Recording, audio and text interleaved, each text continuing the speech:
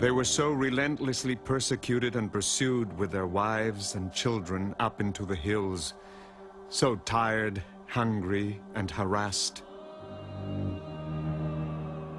And there went with them disease, death, and misery, just as if they had been killed in the wars. They died of hunger and sickness that surrounded them, and the fatigue and oppression that followed. After 1496, no more than a third remained of the multitudes that had been on the island. Taíno's suffering was so severe that thousands took their own lives rather than submit. Wherefore many went to the woods and there hanged themselves, after having killed the children, saying it was far better to die than to live so miserably. Some threw themselves from the high cliffs down precipices, others jumped into the sea, and others starved themselves to death. Benzoni, soldier for Spain. Some escaped into the mountains, including Guacanagari, the paramount chief who had befriended Columbus. He soon died, a homeless wanderer. By 1503, 11 years after Columbus's first voyage, only a few pockets of resistance remained. In the mountainous region of Charawa, Taíno people ruled by a woman named Anacaona successfully evaded Spanish demands for labor. Determined to break the resistance, the Spanish governor requested a diplomatic meeting. Anacaona agreed and summoned 80 regional sub-chiefs to her state house for the meeting.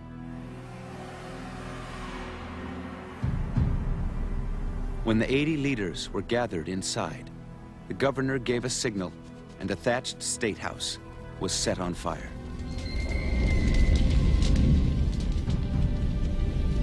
Soldiers lined up outside with swords. Taíno leaders who did not burn were killed as they fled the blaze. Anacaona was spared, only to be later executed by hanging.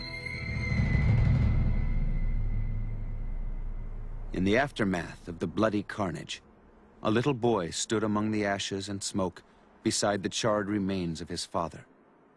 A boy whose name the Spanish would come to remember well, Enrique.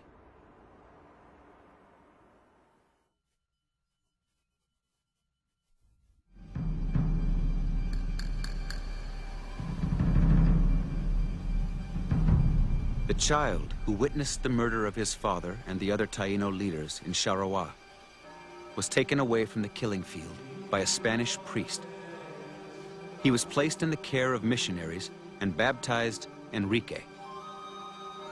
Although raised by Spaniards, he never forgot his own identity, heir to the chiefdom of the Bahoruco region of the island.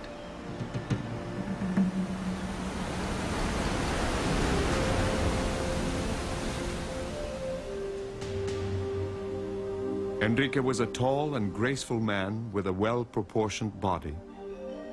His face was neither handsome nor ugly, but that of a serious and stern man. He married a native, a woman of excellent and noble lineage, named Doña Lucia. Bartolomé de las Casas. The Spanish government created a labor grant system under which individual Spanish landholders were given village populations to use as forced labor. Enrique, his wife, and his people were turned over to a debauched young Spaniard named Valenzuela. They were at his mercy. The priest, Las Casas, protested. In a more just world, Enrique would have been the master. Valenzuela viewed Enriquillo as a slave and valued him less than manure in the street. Enrique complied with Valenzuela's tyrannical demands, for which he was rewarded with regular beatings and robbed of his last remaining possessions. His many appeals to Spanish authorities fell on deaf ears. When Valenzuela raped his wife, Enrique reached his breaking point.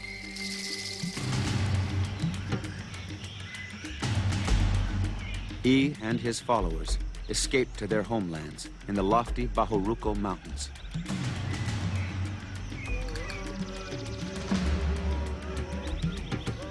The Spanish came to call him the rebel Enrique, and those who followed him were termed rebels and insurgents.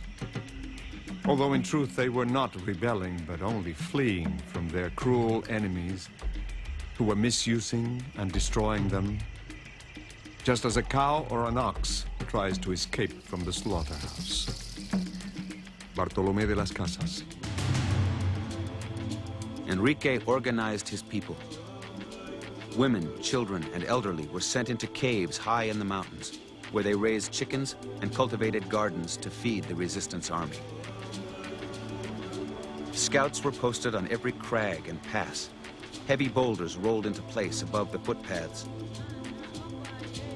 Enrique instructed his men to fight only in self-defense, to kill Spaniards only in the course of battle, and otherwise to simply deprive them of their arms.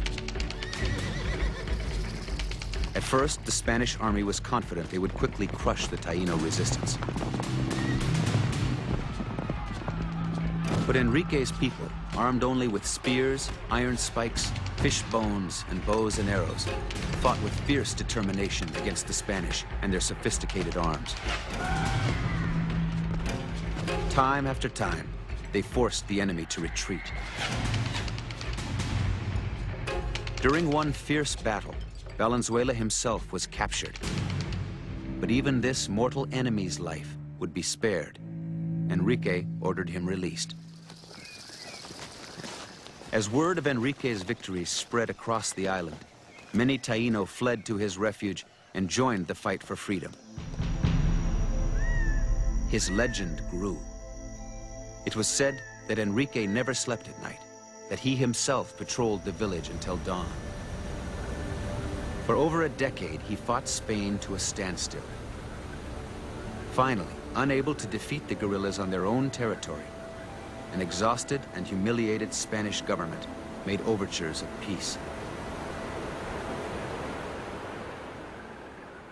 I know the Spanish very well, because they killed my father and grandfather and all the people of the kingdom of Sharawa, and reduced the population of the entire island of Española. I have fled to my own land, where neither I nor any of my followers are harming anyone, but are simply defending ourselves against those who came to capture and kill us. I need not talk to another Spaniard. Enrique, Taino. But there was one Spaniard to whom Enrique would still talk, the priest, Las Casas. After many years spent demanding the king act to stop Spanish atrocities in the New World, Las Casas had been officially designated protector of the Indians. He now sought out Enrique in his mountain stronghold. 2 months later, Las Casas and Enrique appeared before Spanish authorities and negotiated a truce. 14 years after it began, the rebellion came to an end, but only after the Spanish agreed to guarantee freedom for Enrique's people.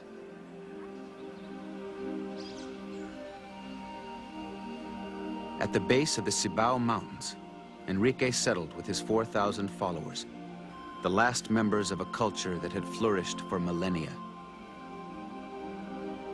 By the end of the century, the Taino population that Las Casas had estimated at 2 million was officially reported extinct.